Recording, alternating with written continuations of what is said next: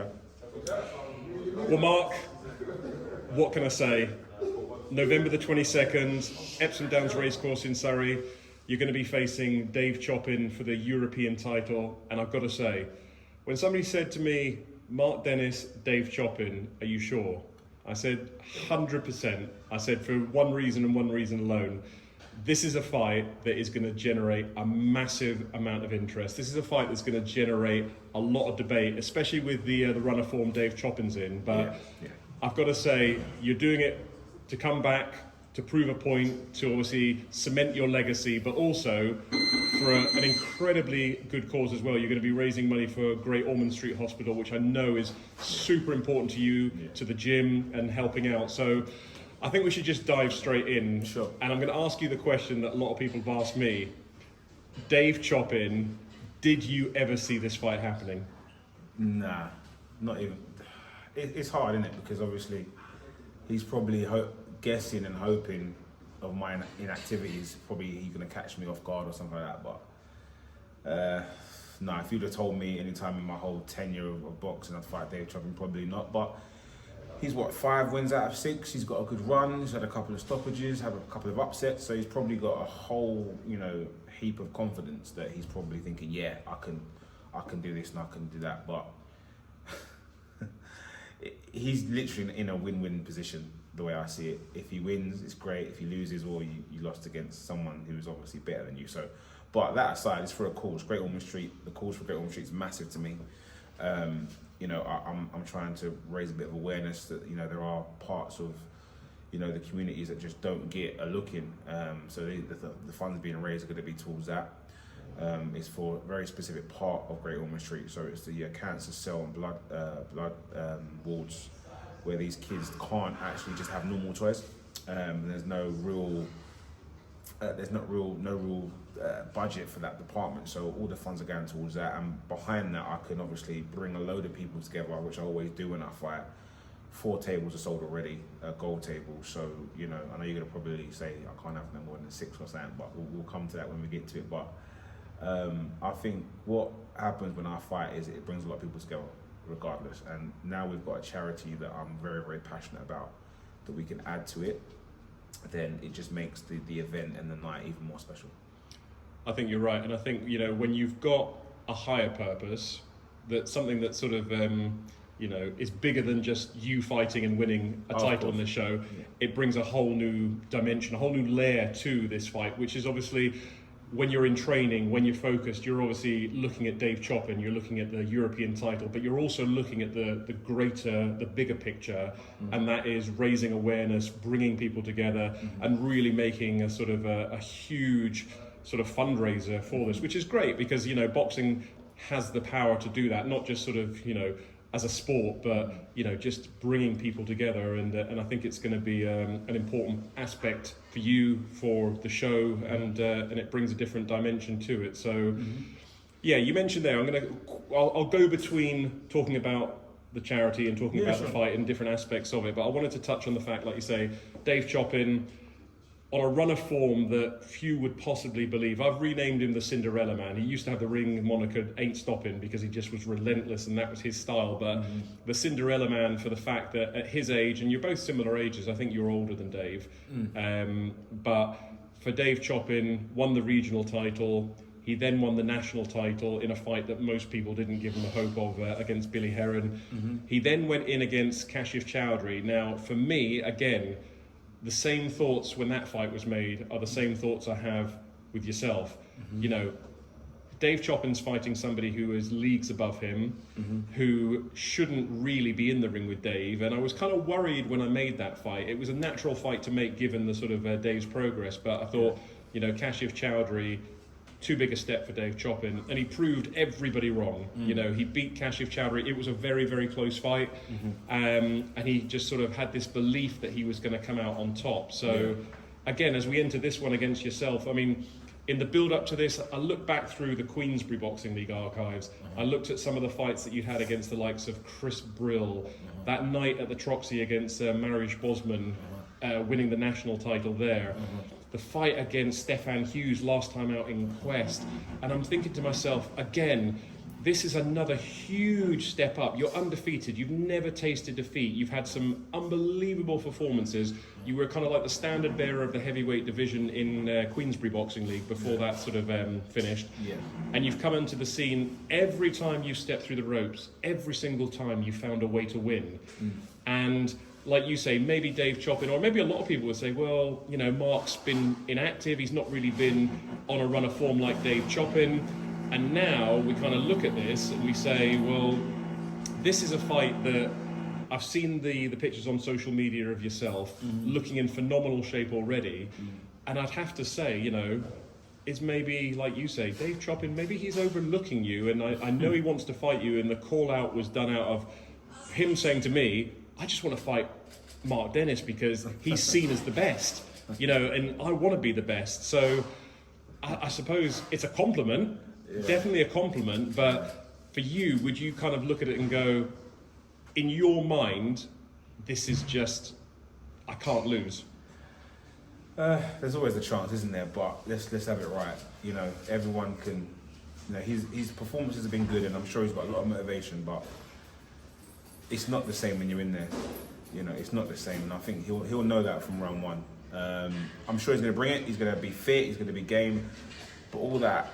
I'm used to people coming at me. No one's ever been smaller than me, so I'm always fighting people. He's never gonna be able to prepare for me on the night. I don't know who he's got in sparring, but it doesn't matter who he gets in because they're not like me.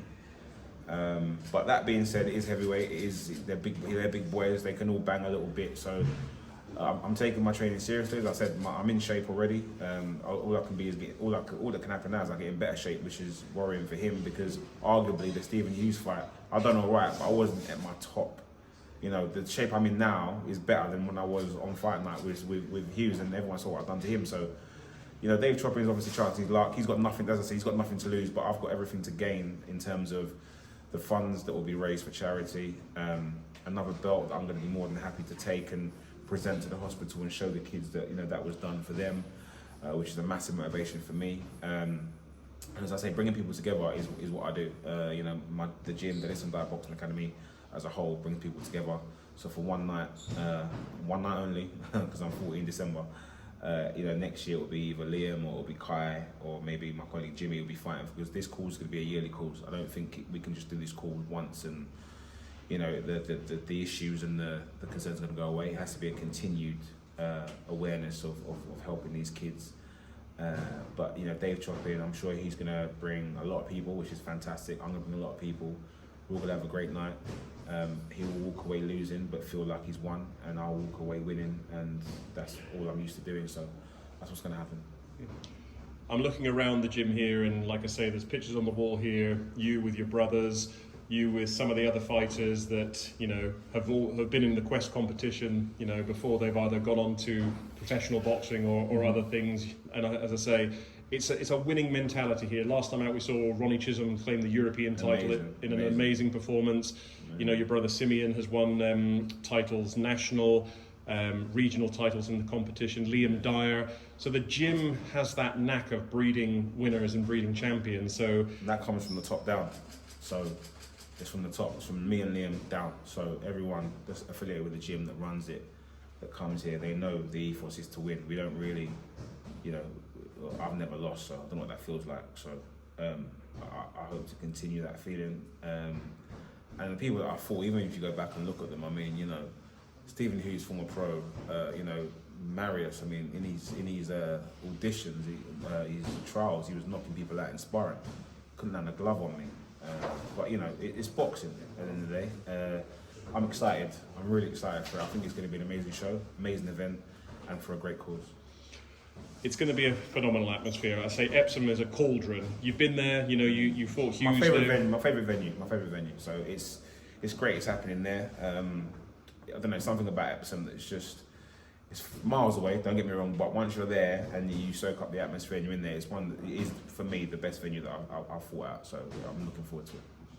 You said you're nearly 40. You said that this is probably the last one, but with that in mind and the history and the pictures and above you, you've got, you know, your sort of the belts that you've won from, you know, the Quest time, from Queensbury. There's a lot of memories here, but when you think back across all of the fights you've had, from Queensbury to Quest and and beyond, toughest fight so far and biggest fight so far? Toughest fight.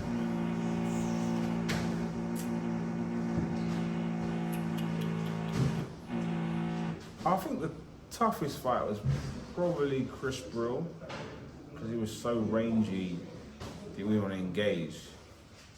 Best fight in terms of the finish was probably against Brett Menzies. That was a great finish. There's a few there that what was that? Holviat. I think I fought him. That was a great stoppage as well. That was at Epsom as well? Epsom as well. Two Epsom fights were great. Also, Mark Blundell was a good one. I remember that fight, Mark Blundell. One of the only ones I actually won on points, so that was a good fight as well. It was a tough fight. It was a tough man. But like I say, when you get in there, it's different. Like, I'm short. They think I'm out of range, but I'm not. I'm quick. I can counter punch. I can make it very awkward for you to get in. And there's only 2 minutes. You only got 2 minutes per round, so. But I think all the fights, even looking around here, you just look at all of the fights, even the people beyond, we've got, Ronnie we've spoken about, we've got Stephanie Madmarash who's won a title, you've got Ronnie who's won multiple titles, Lily Winch who's won 3 titles, Simeon Dennis who's won 3 titles, Liam who's won 2 or 3. It's a gym that produces champions, so on the night, I have nothing other than going to win that bout and win it in very, very good style. And when you step through the ropes, you said you're probably in better shape now with sort of 7 weeks to go to the fight night than you were against Stefan Hughes on fight night. How or what version of Marc Dennis climbs through the ropes on November the 22nd? Sharp. I hadn't been in this shape for a long time, so my brother Kai is in there, he's doing pads. Kai, come here quickly, quick, just come in. Kai, come in. Quick, come in. So just tell these, I don't want to talk for me in it because people think I'm gassing in it. So just tell them what's happening with the pads that I'm hitting you with right now. Power's mental. Harder than when we first started back in, when was first fight Epsom? 2015, 16. Yeah, harder than 2015. So the rest has actually made my bones have a rest, and now it's we'll see, but it's going to be very, very, very, very interesting to see because I know he's a tough man. He does the rounds, he trains hard, but getting hit with 10-ounce gloves from me is not like anyone else's fault. So we'll see. It's a different story altogether then. So absolutely. And I wanted to spin back to the Great Ormond Street and the charity side of things. Yeah.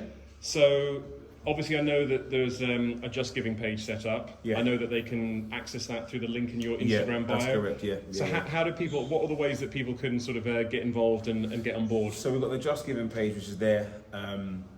We've also got, as from Monday, I'm going to be sending out every day or every other day different types of toys people can purchase and deliver here. So then, obviously, once we get them, we can go and deliver them to the actual hospital. So there's that, and also there's coming on the night to get those last bit of donations in that can go towards it. So Just Giving page, purchase it yourself, drop it in, come in, or give cash, pay on card here. Any way that they can find it, they can come and they can do it. Cool.